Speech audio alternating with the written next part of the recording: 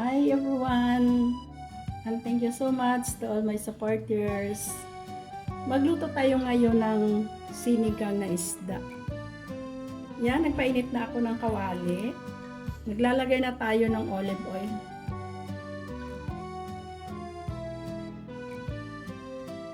Isa na tayo ng bawang.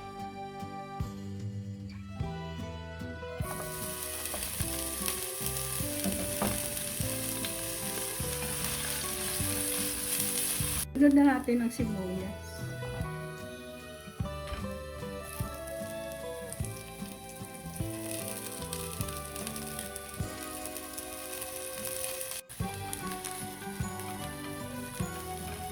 Sunod na natin ang kamatis.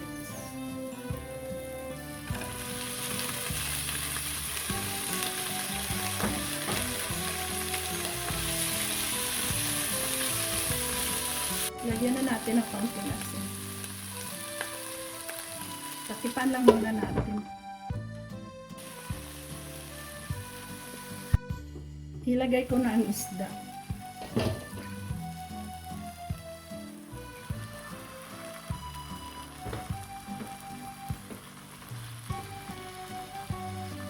Panigi yung isda natin.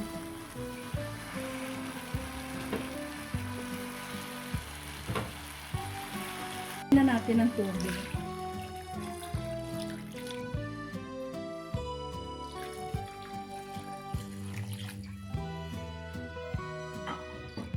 Pakuluin lang natin bago tayo maglagay ng mga gulay. Nilagay ko na ang talong. Yan, yung mga gulay-gulay, dinampot ko lang sa gilid-gilid. Kayo kung anong gusto nyong ihalo na gulay.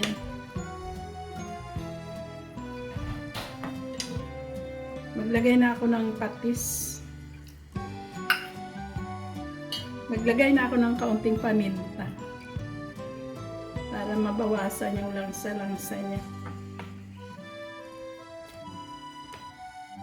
Patipan lang natin. Tikman natin.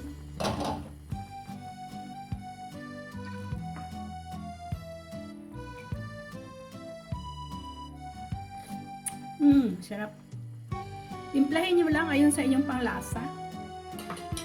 Ilagay na natin ang malunggay.